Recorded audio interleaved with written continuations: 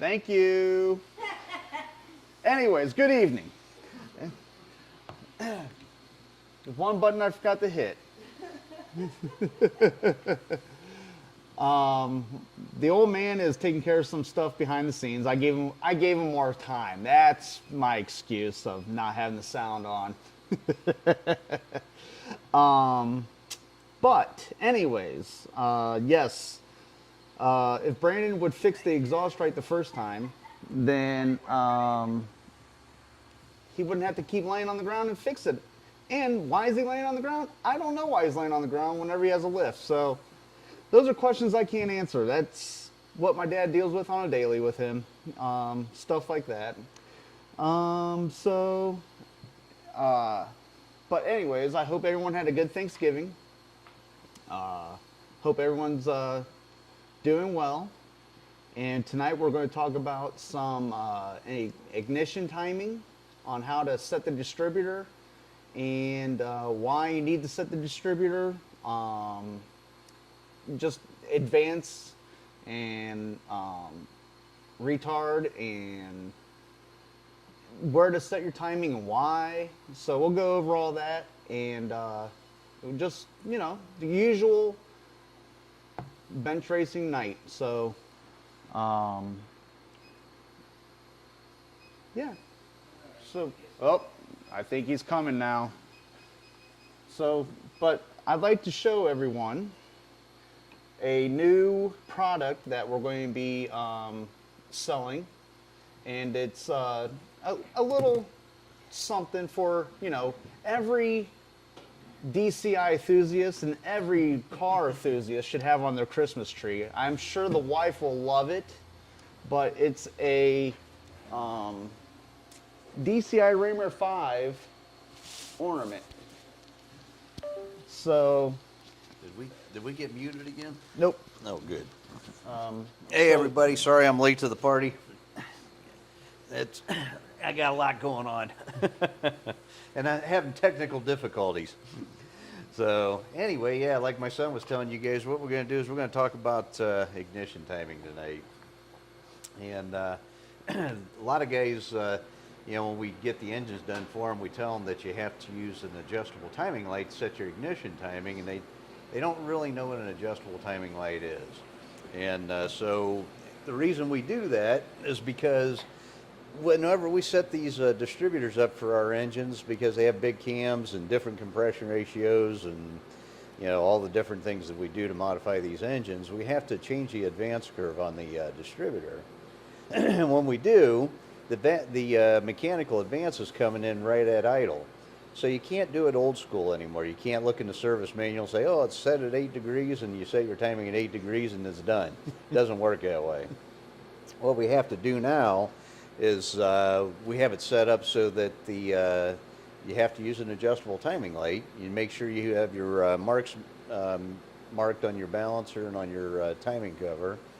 And then what you do is you bring the engine up to 3,000 RPM, because we like to have all our advance in between 25 and 2,800. So we're way past where the advance is all in at.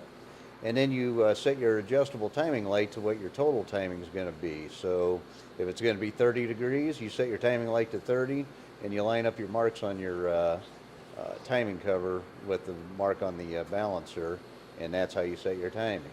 So I did a quick video before we started the show this evening, and I don't know if it's loaded or downloaded yet or not, but we kind of went over that a little bit with the engine we have on the stand right now, and showed everybody what a mechanical advance is, where the vacuum advance is, how to set the adjustable timing light, and how to line the marks up on the balancer. I feel like I'm going 100 mile an hour, guys. I'm sorry, man. I just had a really, really busy day today. It's been a hectic day, too. Technology is supposed to make your life easier, right? That thing download? Yep. I'm Awesome. going to post it in the chat. All right. So who's all here tonight? So we got John Dornbush. Nice. You know what? He's part of my pain in the ass today. I was trying to get his stuff ready to ship, and that shipping label would not print. We got Old School Twist with us tonight. And we got DJ with us. All right. And Bill Rotzenberger and Dave and Peter Schilling wants to know, is that his flag stuck in that header? It is. So You need to come by and get that thing. you know what? It looks like you get the whole motor now. Yeah, It's stuck. My son doesn't have that big a pocketbook. Trust me. Tim's with us. Hello from Flint, Michigan. Good evening, Tim. Hey, Tim. And DJ has a question about what do you need to do to get rid of the dreaded ignition control module on the HEI? Yeah, good question, DJ. He's been around the shop enough that he probably already knows the answer to this, but that is a good question. What we do with a lot of I like the HEI distributors that GM put out because they got a big distributor cap on it, and I think we talked about this a little bit last week. Yep. And so it eliminates a little bit of crossfire inside the distributor cap, especially after the terminals start to break down a little bit. Anyways, what we do is we get rid of the ignition module by buying an MSD ignition box, and it'll actually take the place of the ignition module. And it's a good idea to do that anyway because the factory ignition module and even the ones that you buy aftermarket, they actually start to retard timing at high RPM, where the MSD box won't do that. So we take the module out of the distributor. We buy the HEI conversion kit from MSD, which comes with a cap adapter and the necessary wiring harness to get rid of the ignition module and remove the coil out of the distributor and put it on the firewall so it runs cooler, because the coil inside the HEI distributor cap, they can overheat because they're confined in a small area. So we take it out of there and put it on the firewall. But yeah, it's a simple process of taking the module out of the distributor, follow the instructions in the MSD manual, and bypass it and run the wires to the control box from MSD. Now you do gotta watch with the MSD boxes. Sometimes those can go bad. They do. It's rare, but they do go bad. Usually if a MSD box goes bad, it's because you got a bad set of plug wires or you got a bad ground somewhere, or a lot of guys don't realize that the box stays hot all the time. The only thing you do is turn it off and on with the ignition, but there's a heavy black and a heavy red wire coming out of those ignition boxes, and it stays live all the time. It stays full 12 volts. Now, will vibration ruin those too? I know they sell those little rubber grommets or whatever. They do have insulators for them, so they keep them from keep vibration down. And I see a lot of people don't use them. Yeah, in a car you don't really have to, but in a boat it's a good idea. But they actually make a marine MSD control module too, which is, I think it's packed full of epoxy to help with the vibration. Joe Bass is here. He said, good evening. Good evening, Good Joe. evening. And Old School Twist said he just got all the goodies, all forged stuff for a twin or single turbo setup on a 467. Nice. He's glad that we're talking about timing. He wants to know, which way would you go, twin or single? Definitely twin if you're going to street drive it. They'll spool up faster. Single turbo, to make any kind of power, you got to have such a big turbo on it. It takes a lot to spool it up. And he had an MSD Digital 6, got rid of it and simpled it up to a Protonics 3 on his E85 motor.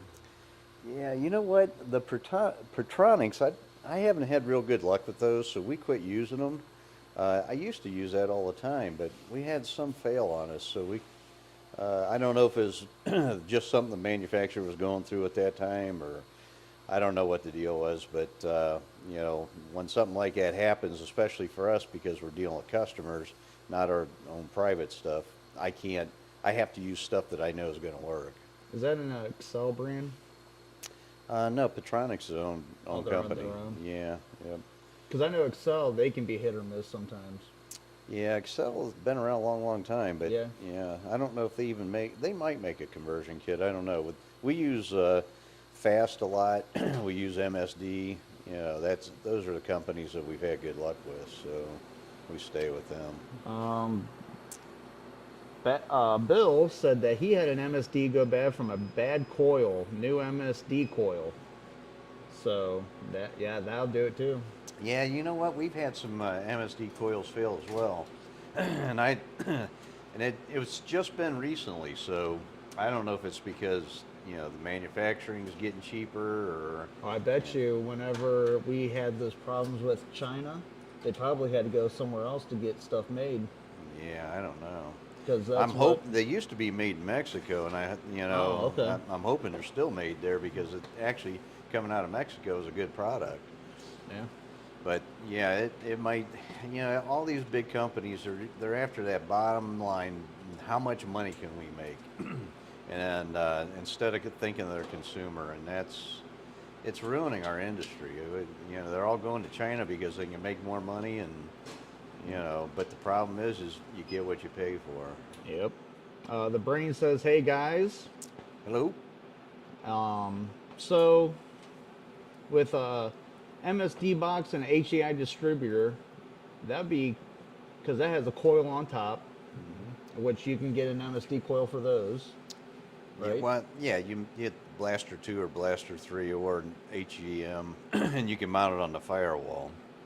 And so when you guys mount your coil on the firewall, make sure where the spark plug wire goes into it is mounted straight up and down. Don't turn them sideways. A lot of guys turn them sideways, and that'll make them burn up. You got to keep them straight up and down because they're filled with oil to cool them. With the MSD box, can't you use the coil on the HEI distributor or no? You can. Okay. You can use a factory 8 coil in it. And the factory coils are good. They're probably 35, 40,000 volts. Or you can buy an aftermarket one that goes in the cap that puts out 45, 50,000 volts. So, yeah. Old School Twist said, I did the 3 conversion on the stock distributor with 60K volt E-coil.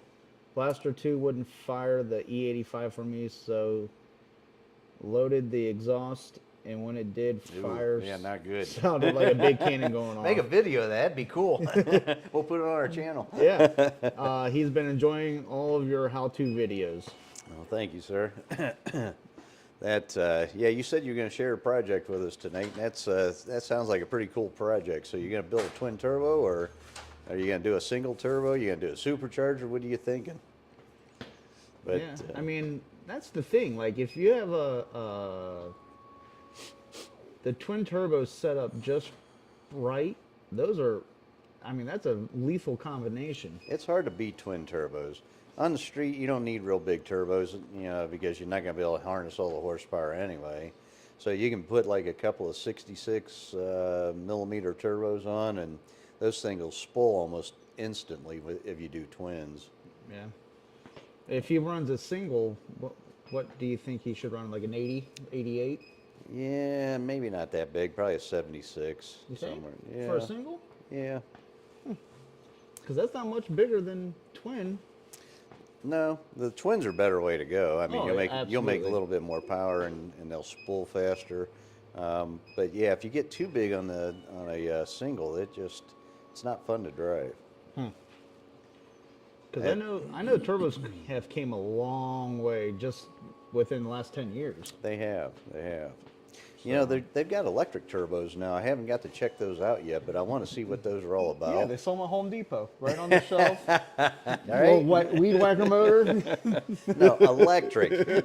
Oh, yeah. Okay, well, you can plug it in. And they're powered by the charging system in the car, but I don't know what kind of horsepower they're capable of or anything else. But what I thought of is, what they could do with that, instead of having a full electric turbo, have it as an electric assist to get the turbo to spool right away.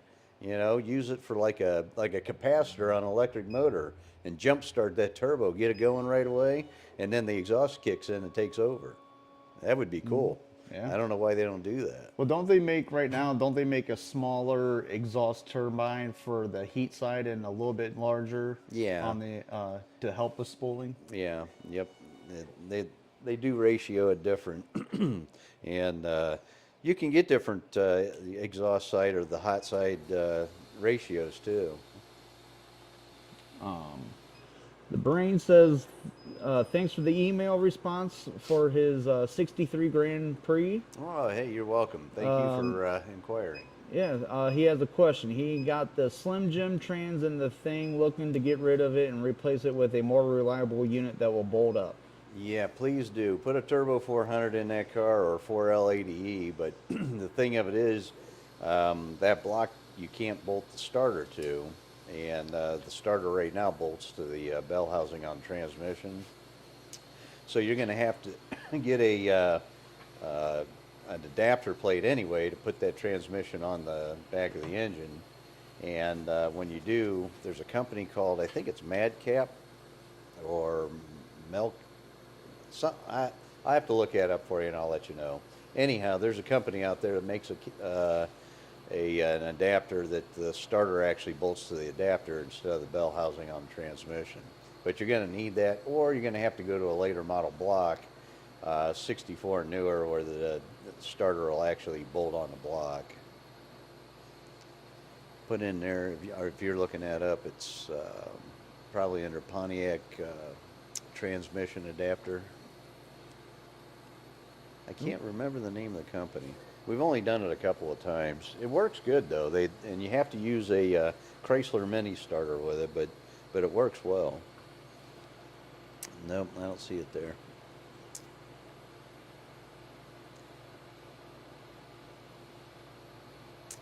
Well, I'll keep looking. Yeah, but and I'll find it. I've got it on my computer, and I can try to find it there.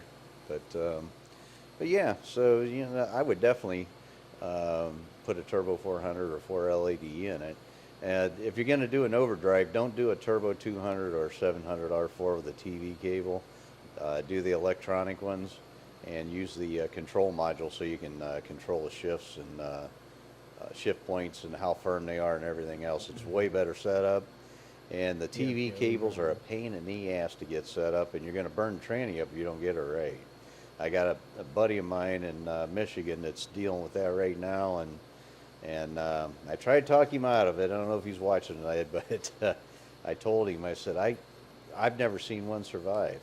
And they put them behind the Grand National V6s, the Turbo 200s, and we got a guy here local. He's only about half hour from my shop that builds the trannies for all those guys, and he's good. Janus Transmission, he does a real good job, but I've not had good luck with him.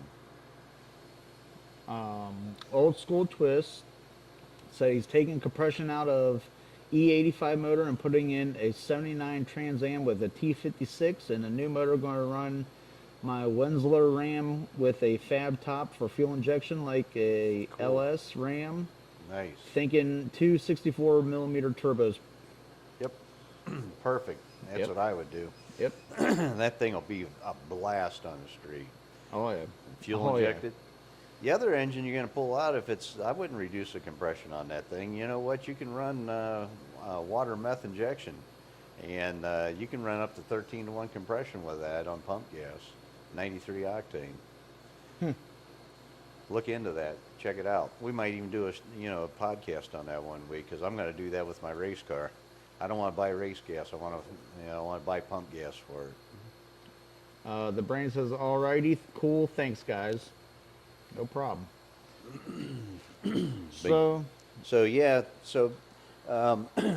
Mark Marshall's actually the one that brought up the ignition timing. He messaged me a couple days ago and was picking my brain, and he was brainstorming. And back in the day, what we used to do is we used to pull timing out of the engine on the big end and have more initial timing on the launch, and that's exactly how you should do it. But guys got confused because they thought that they're pulling the timing out of the engine on the big end to make it rev freer, which it is. They're doing that, but they're actually putting the timing where the engine wants it at, the optimum timing for the engine. But you can use more initial advance whenever you're launching a car, get the car out of the hole a little bit harder. So you can add like 2 or 3 degrees to get that car to launch out of the, to get a better 60 foot, which is improve your ET or your elapsed time, and then pull that timing back out as it goes down the track. And that's the best way to do that. There it is. You found it. Yep, wheel cap. Wheel cap. That's what it's called. Wheel cap. So share that on the screen so that he can see that. I sent the link in the chat. If you click on that, that'll take you directly to the website. Actually, to the Pontiac part of the website. Yep. That comes with the flywheel, the adapter plate, the spacers, everything you need except for the starter. And I think they make it for, Out of stock. they got for the 4L ADE too, don't they? I know they make it for a Turbo 400, but I don't know about the 4L ADE. These two say Chevy to BOP transmissions. Okay. Well, if it does Chevy to BOP, then that 4L Should do, ADE yep. should work, yeah. But yeah, so watch that video on the ignition timing, and if you guys have any questions, ask me in the comments section, and I'll, I've been spending half my day doing that. It's part of the reason why I'm so frazzled. I get a lot of questions every day, which is good. Keep them coming. I don't mind, but it just adds to my workload. Old School Twist said he will check that out. Going to a single intake to keep shaker for the TA. Cool. That would be cool. Twin Yep. turbo Yep. shaker. Yeah, oh yeah. Stephen Crumley says cheers from Southeast Tennessee. Cheers. And Hopefully you guys all had a good turkey day. Now we got Christmas coming up, New Year's. We'll have a New Year's Eve party here. We always have it every year. Maybe we'll set up a couple of cameras and you guys can come watch us goof off and act stupid. oh Lord. Yeah, boy. Actually, the crowd's been getting mellower and mellower. I think I need to start hanging out with younger people. Oh, God. I'd say we need to get strippers, but my wife will kill me. Hopefully she's not watching tonight. She is. I hope she ain't. So here's my question. Like for street driving, you brought up a good point for like harnessing the power with twin turbos and stuff like that. What do you, how many customers do you have that come in and they just want a car to just smoke the tires on the street? That's all they want to do. They don't care about racing. They just want to have fun on the street and do burnouts and do goofy stuff like that. Well, most of what we build, most of our cars, our engines we build, not cars, but engines we build, are for guys that, they're weekend warriors. They take the cars out to cruise-ins and, want to show off for their buddies and do burnouts and that kind of thing. Kind of like what my son's talking about. Most of them don't want turbos. They don't want blowers. Some of them want nitros. But our main engine that we build is a pump gas 11-second engine. That on the street is a lot of fun to drive. They roughly make somewhere around 500 to 600 horsepower depending on cylinder heads and which camshaft they can tolerate. Some guys don't want a big cam. They want to, they don't like the rough idle. Some guys do. Some are worried about power brakes or whatever, but and we'll try to accommodate everybody. A lot of guys want to use a wide lobe separation, and that is not the way to make horsepower. It will give you manifold vacuum, and it'll make your power brakes work, but you want to be last on race day or you want to be first? If you want to be first, let's tighten up the lobe separation. You figure out another way to make the brakes work. Let's put a hydro boost on Yep. there, and you'll be a lot happier. You'll be way happier with the engine. But yeah, I mean, we built a lot of 11-second 455 pump gas, even 400 pump gas 11-second engines.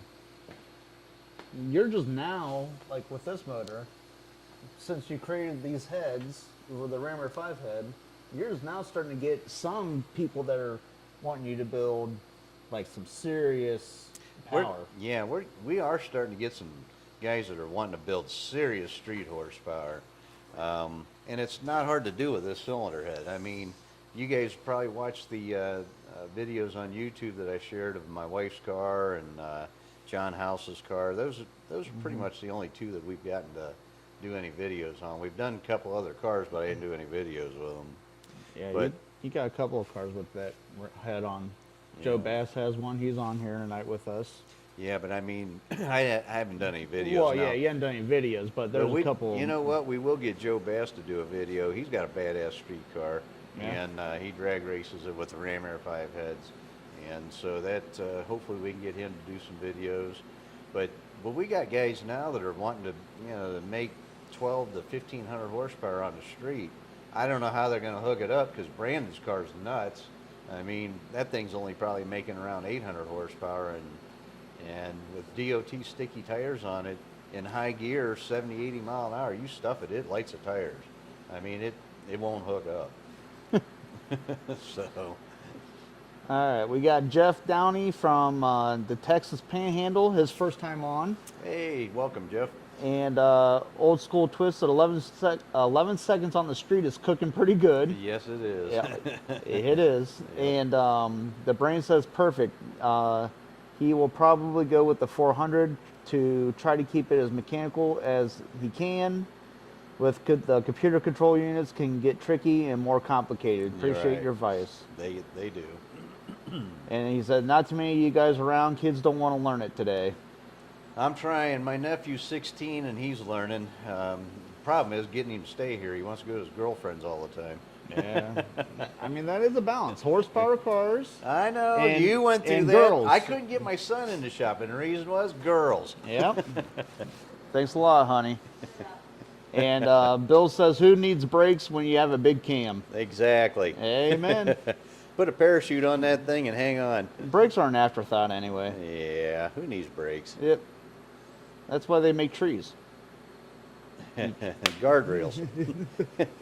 Scrub the speed down. But yeah, I mean I know that you have crate motors and everything, but like I see a lot of 400s and 455s being built with cast iron heads. And then you see your Edelbrock heads on motors, but then these are starting to take off now, and then your new head is going to be really taking off. I don't think Edelbrock's going to stand a chance. I hope not. I mean, I'm hoping you guys all support us, and I got a big investment in these new cylinder heads, and they're kind of a direct bolt-on for factory head or an Edelbrock head or whatever traditional cylinder head on a Pontiac. They're not like the Ram Air 5. I mean, I get it. This is a unique setup, and it costs a lot of money to convert. But it really, if you think about it, if you're serious about making horsepower, this is the only way to go. Yeah. Because you got so much real estate, you can keep advancing until you blow the engine up. I mean, there's a lot of room on them Ram Air 5 heads, where the traditional Pontiac head, you only have so much real estate because the push rod's right next to the port. And you can angle the push rod, and we do. I don't like doing that. I don't like putting that kind of stress on the valve train, because a push rod's like a spring almost. And whenever you got that thing going at an angle like that, think about what's going on. The lifter's pushing it up like that, and the push rod's going like this. So you're putting a lot of stress in that push rod every time it's flexing like that. And when that happens, it turns into a spring. Yeah, I was going to say, you put a lot of stress in the most weirdest way doing it that way. It's crazy, where with the Ram Air 5, push rod goes right through the center of the port. Push rods are straight up and down. And I tell you what, we're reducing and reducing and reducing the spring pressure on these things, and we're still not seeing valve float. And these things will go to 8,000 RPM. So there's a lot to be said for valve train stability and having the push rods going straight up and down and not at an angle. DJ said the Turbo 400 is a beast, especially once you get the tips from Don. Mine works amazing pulling the big Suburban around. Turbo 400s are a great transmission. Yeah, they use them in monster trucks. Yeah, oh yeah, they use them in everything. Yeah. Not pro stocks, but pro mods and all kinds of stuff. Now, obviously, those cars have a billet version of the Turbo 400, not a stock version. They got Yeah. billet everything in them, but what we run, I mean, a stock Turbo 400 with a good intermediate sprag in it is good for 800 horsepower. I mean, most of us are never going to use that much. So a stock Turbo 400 with a good sprag and good clutches, that's all you need. You And a don't need shift any kit. billet parts. Yeah, you got to put Yeah. a shift kit in it, or you can put a manual valve body in it. What do you feel about gear vendors? That's cool. I want to do that to your mom's car. I'm either going to put a gear vendor in it or I'm going to put a 4L80E. I don't know yet, but I want to put a 410 or a 373 gear in that car. Because that 273, it's fun and it's cool to break tires loose at 50 mile an hour, but oh man, it could be so much more fun with a big gear and converter. Oh yeah. Which way would you think would be a cheaper route, the gear vendors or the 4L80? Well, they're roughly about the same. That's why I haven't decided which way I want to go yet. Basically, it's going to come down to how much room I got underneath the car and how Yeah, much 'cause they are- modification I got to make. Yeah, I was gonna say they are pretty bulky, but I Well- heard that they can actually help you increase hidden power I don't know about that. because of the gear ratio. Well, what they difference. do is they turn a 3-speed into a 6-speed. Right. That's pretty cool. Yeah. Yeah. And that's why one of the reasons why I'm looking at it. But if you have a 4L80E, you got overdrive anyway, and you can convert those into a 5-speed. No. So it just depends. Depends on, what floats your boat. But Wouldn't a turbo 400 torque converter be cheaper than a 4L80 though? it is, but the 4L80E has a lockup converter. So on the highway, you're going to get better fuel economy. So if you have a stall converter and it's, say, 3,500, with a 4L80E, you can lock it up on the highway, and it's like having a clutch in the car. Because it is a clutch. There's a clutch in the converter, and it locks it up. Gary Andrews asked, Talking Heads, how much horsepower did the 6970 Ram Air 4 actually make? I've ever heard was underrated. They were underrated. If you look at the RPM range where they rated the 370 horsepower, they did that for insurance reasons. And they actually made a little over 400 horsepower, which it wasn't a lot more than the 370, but it was more horsepower. I think it was like 412 horsepower is what the dyno sheet I seen. And that's a pretty stout factory engine back then. And that's why those cars ran so well. Didn't they, not lie, but didn't they underestimate the horsepower on purpose back then? Oh, they had to. The insurance companies they wouldn't, the insurance rates would go through the roof for high horsepower car. And they're starting to do that again now. Now they lie just to lie to the government. Well, you know what? These late model cars, honest to God, I get it, building a late model car, and I'm into the LS engines, I'm into the new Hemis, I'm into the new Ford engine and all those. They're all cool. They're really cool engines. We're not reinventing the wheel. Matter of fact, John Dornbush shared a video with me the other day, and he's dead on. We are not reinventing anything. We're just making it, we're just improving the mousetrap is all we're doing. And John shared with me a video, and my son probably can't pull it up on here because we're not connected to my computer, but there's back in the 20s and 30s, they had cars that the spare tire would come down on the ground, pick the rear tires up off the ground, and you could swivel your car into a parking spot. It's just cool technology back then. And now today when somebody comes up with that, oh, that's a new idea. No, it's not a new idea. Like roller lifters. That is not a new idea. Those have been around since the 1800s. Gapless rings, been around since the 1800s. It's just that, people are just bringing them back and making them a little bit better is all they're doing. Old School Twist said he had a guy that built his Turbo 400, and the guy told him that no one really does them because of the expense, but the E4OD has a more upgrades than the 4L80, and I don't know how true that is. Which one was it? E40D, maybe the electronic 4L80.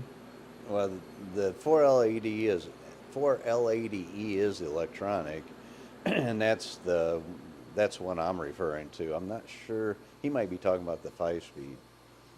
Maybe, I don't know. Yeah. There's I don't keep up with all the late model transmissions. There's so many now. I think they even They have got 10 10-speed speed. out now. Yeah. They even have 10 speeds out now.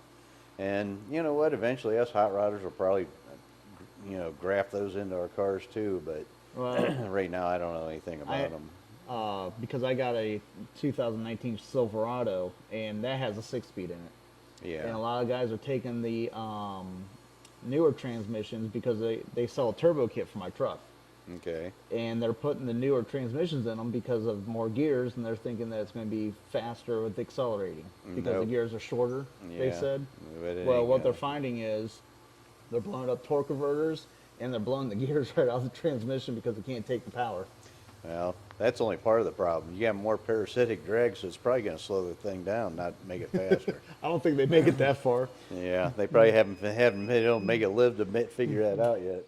But yeah, no, yeah, one of the arguments I get into is with a lot of drag racers. Everybody says put a 2-speed automatic or a power glide in the car, and take your turbo 400 out. Well, I only agree with that a little bit, and the reason I say it like that is because if you have an engine that has a really narrow power band, then a power glide is probably a good way to go because you're going to keep it there all the time. You're going to use a converter.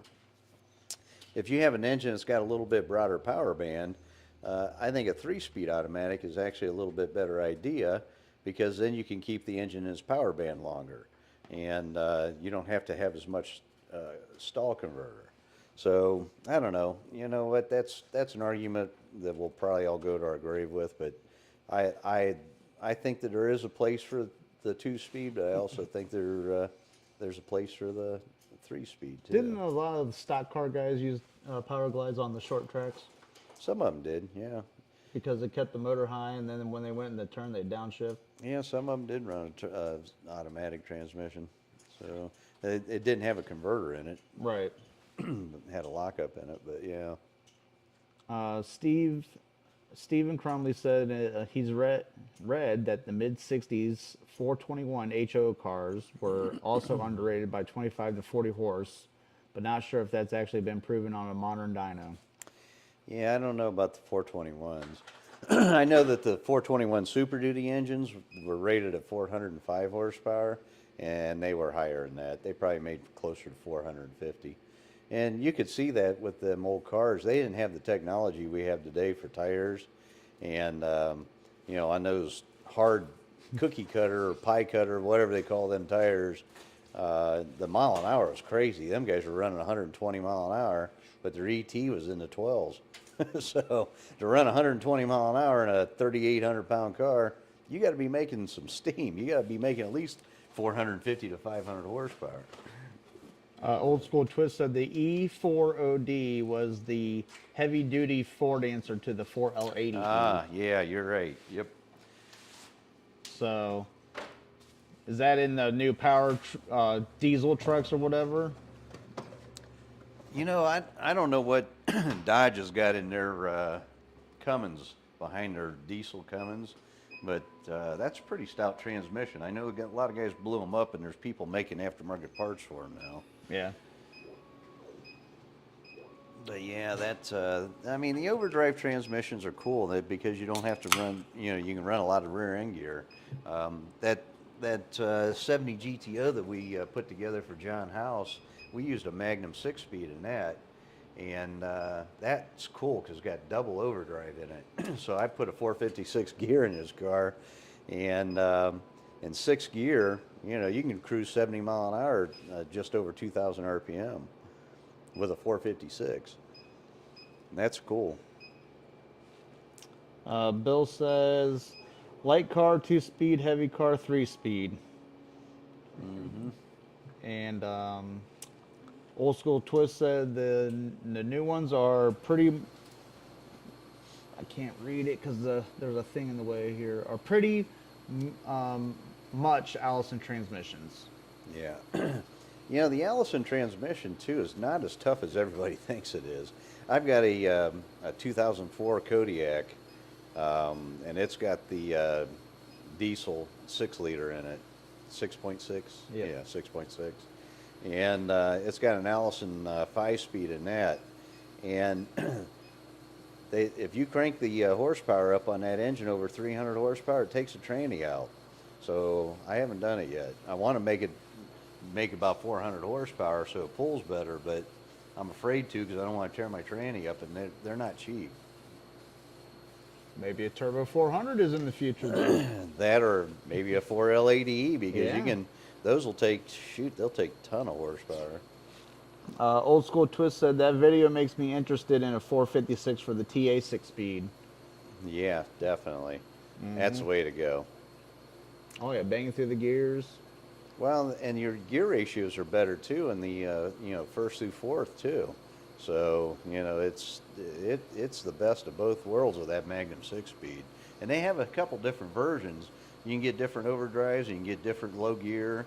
I think second gear. I don't know about third and fourth, but fourth is 1-to-1. But Rustler makes a Turbo 400 that they have different gears for, right? well, they got their Turbo 210, they call it, because it's got a 210 low gear instead of a 248 low gear. And I think they're making a Turbo 180 too, which has a 180 low gear in it.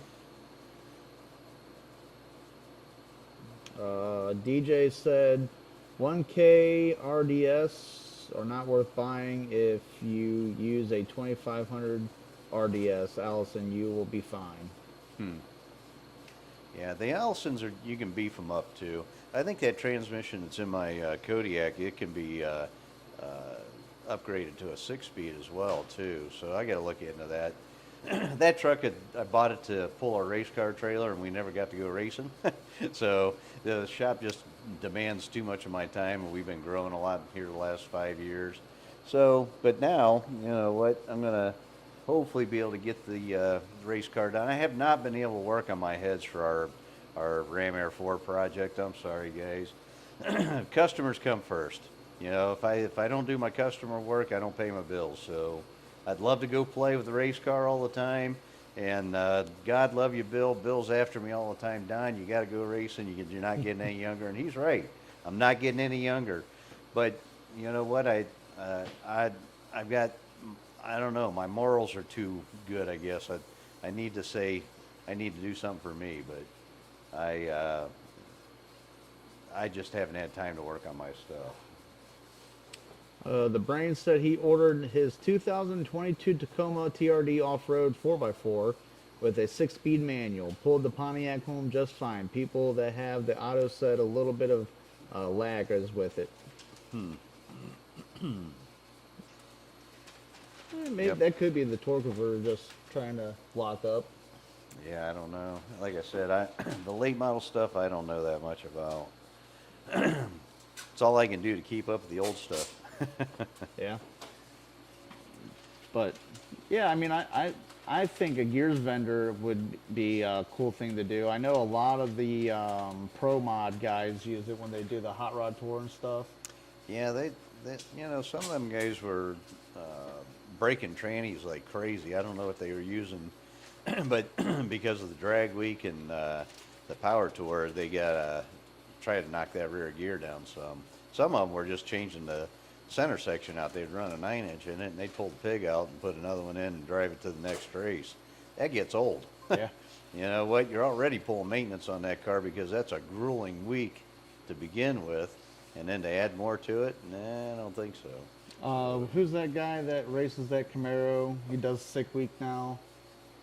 Oh, yeah, I know you're talking about that. I can't think of his name now. He's supposedly he has the world's fastest street car. Yep. But he uses gear vendors, and he actually says it helps him on the track because He said he hits a button, and it shifts into a different kind of gear, and the car will pick up mile per hour. Yeah, oh yeah. Kind of like a lockup converter. You know, that overdrive is pretty cool. It'll, you know, you can use that to multiply any of the 3 gears or 4 gears or whatever you got for a transmission. So you could turn that switch and make those gears, because there's planetary gear in it, right? Well, it does, but it's got clutches in it too, I think. But Okay.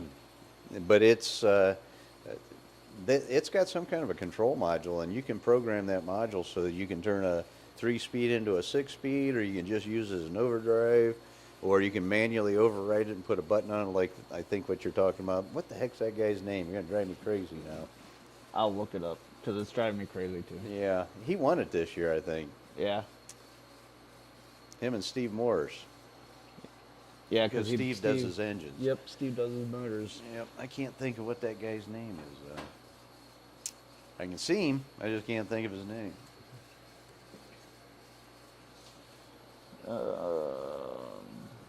But so the brain says sorry for going off brand, and Bill says take Saturday for yourself in the summer, and John Dornbush said 4L80Es will handle 600 horsepower to stock form. Yep.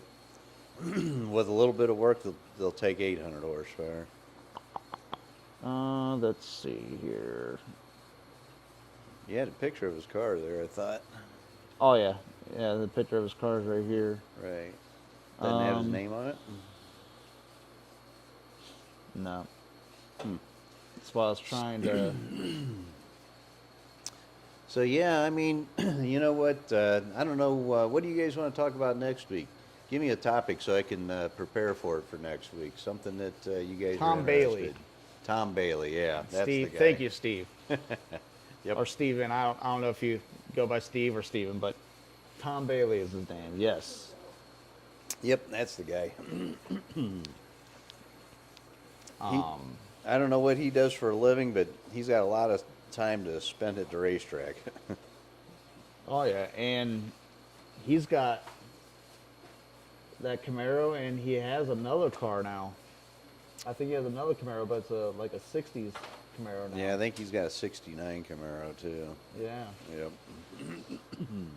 And I don't know what he's building that for. He might be going after them street outlaw guys. I don't know. Yeah, I don't know either. I know he used to run with those guys way back in the day, supposedly. Did he? Yeah, that's what he said. I don't know. I turn on whenever they do sick week and I'm at work, I'll just put it on YouTube and listen to it.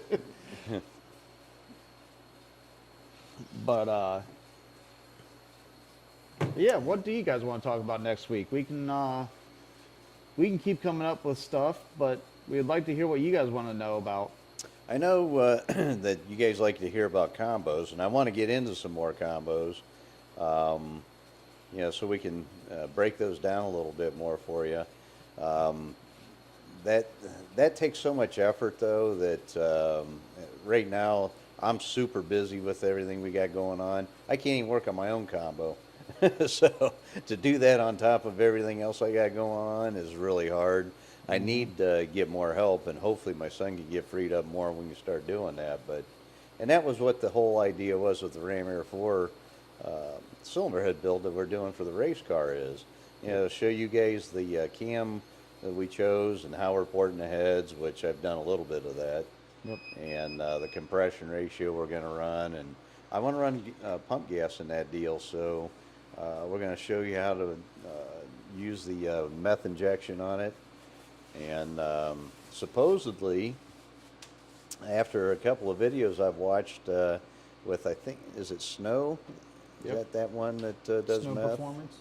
Yeah, they did a video where they were running a 13-to-1 compression engine on pump or race gas, and it made 700 horsepower. Now, of course, you know, they might be doing this a little bit for product sales, but they took and drained the race gas out of the fuel cell and put 93 octane in it, put their meth injection on it, and after they got it dialed in, made like 30 or 40 more horsepower than it did on race fuel. So that's interesting. Oh, SB 1320. Haven't heard from you in a while. uh, Next week, rings boosted versus naturally aspirated, and are you using the new .7 millimeter top rings? No, we're not. Nothing we build right now requires that. That's kind of a trick ring package. When we were doing the Engine Master Challenge, we had some really trick ring packages we used in that for the competition, and some trick pistons too. But you know what? Most guys, when you get to that level, for a street car guy, they as soon as you start telling them dollar figures, they get that deer in the headlight look like, really? It just costs a lot of money to go there. And you go from a $100 ring package to a $500-600 ring package real fast. Old School Twist said, back to the topic, he did a curve kit on a stock distributor and ran RPM up to 2,500 and set at 36 degrees with light springs. Yep. Ran up to 3,000 and it jumped up to 54 degrees. Freaked them out. Has that ever happened to you?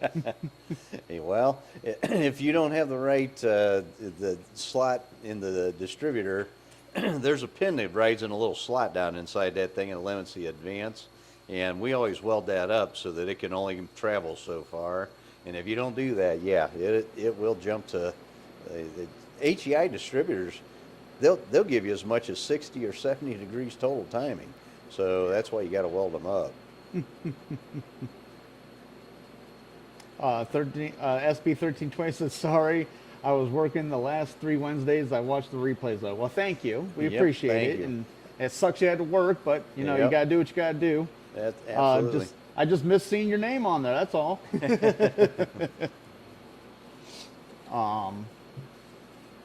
What would be the best distributor, do you think? A billet one for like a street strip application? A billet one with a, what is that, a bronze gear? Well, so with the gear, what you have to do is if you run a roller cam, you have to either use a bronze or a polymer. And fortunately for us Pontiac guys, BOP Engineering makes a polymer distributor gear. And the reason that is because the camshaft's so hard, they're made out of billet. They're not made out of cast iron like a flat taffy cam is. So you can't run a regular steel gear on the camshaft.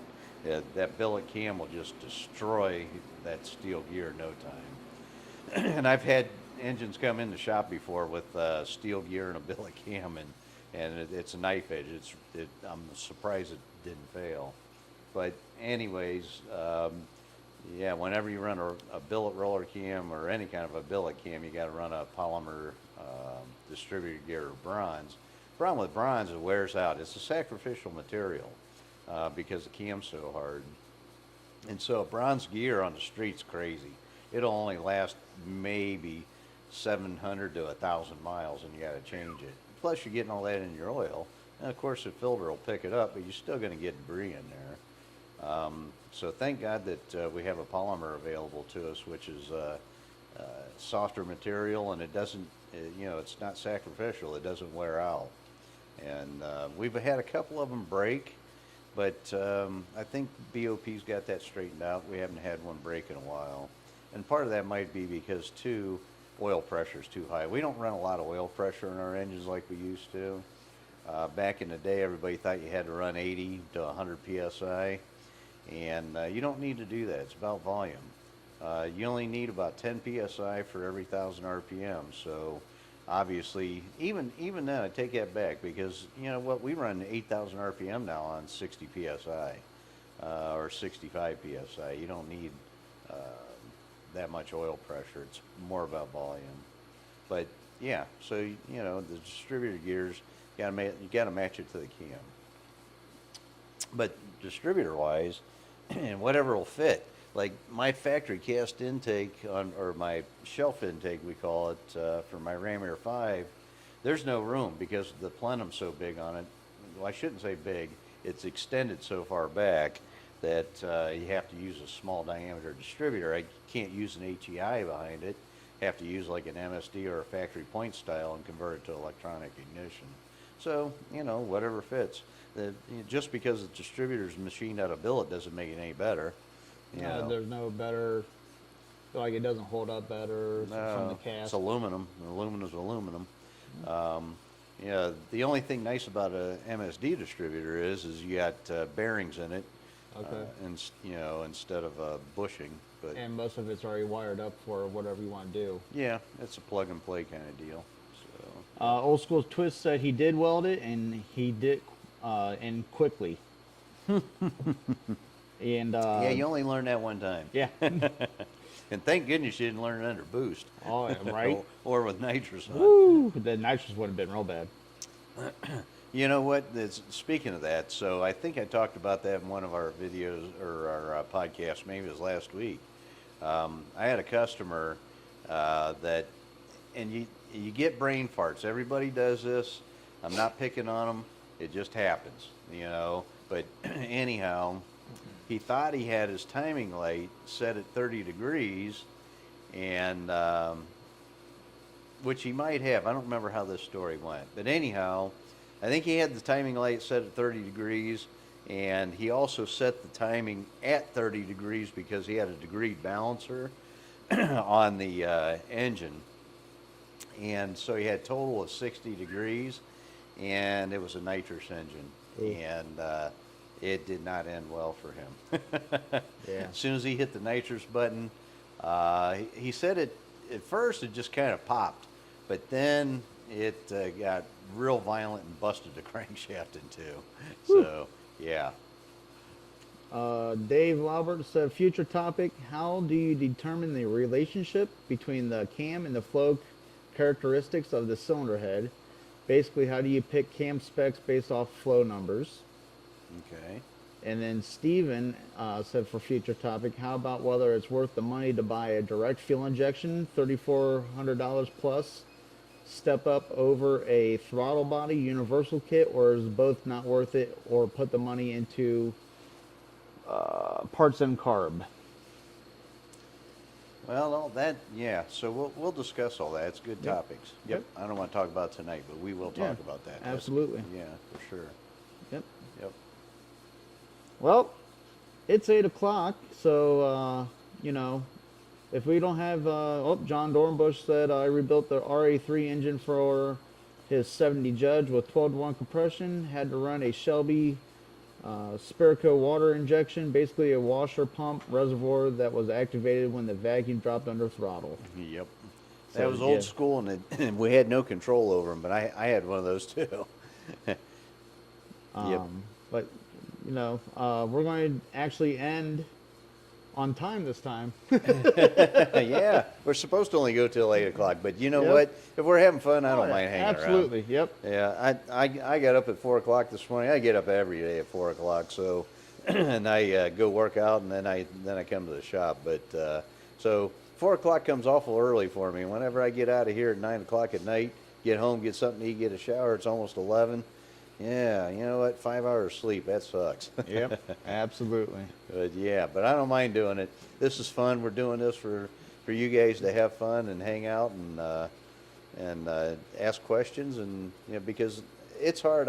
During the day I don't answer the phone usually, so you guys call here and I keep the front door locked too because we get so many people coming by. I can't get any work done. So the only time that you guys are going to get to ask questions is whenever we're hanging out here on Wednesday night. Yep. Oh yeah. Steven said, appreciate your y'all's time for a stream again. Have a good evening. Thank you. Thank you. Have a good evening yourself. Make sure to mark your calendars for next week because we'll be here again. So. Yep. And so next week's topic, before everybody leaves, what are we going to do for a topic next week? Somebody pick one. And You know what? Let's talk about fuel injection. All right, the port versus throttle body? Yep. Okay. That's what we're going to talk about next week, fellas. We're going to talk about fuel injection. So, Absolutely. and what the benefits and what the disadvantages are. Yep. So, Mark Marshall said he was driving home listening to the end of on the radio, he's going to have to rewind now. Yes, you will. Yes, we will, because tonight's show is all about you, Mark. Yeah. And then John Dornbush said, it's 7 here, so you have another hour. Yeah, he's in Illinois. You know what, John? I don't know why I thought you were in Michigan. I apologize, but man, for some reason I was thinking you were in Michigan. But I printed your address out today, and I thought, Illinois? You don't live in Illinois. Obviously you do. SB1320 says, thanks, gents. We appreciate your time. Good night, Pontiac Brothers. Good night, all. And Old School Twist says, see you next week, guys. So, all right, guys. Hey, thanks Thank for you. coming. Yep. Thanks for coming. and we'll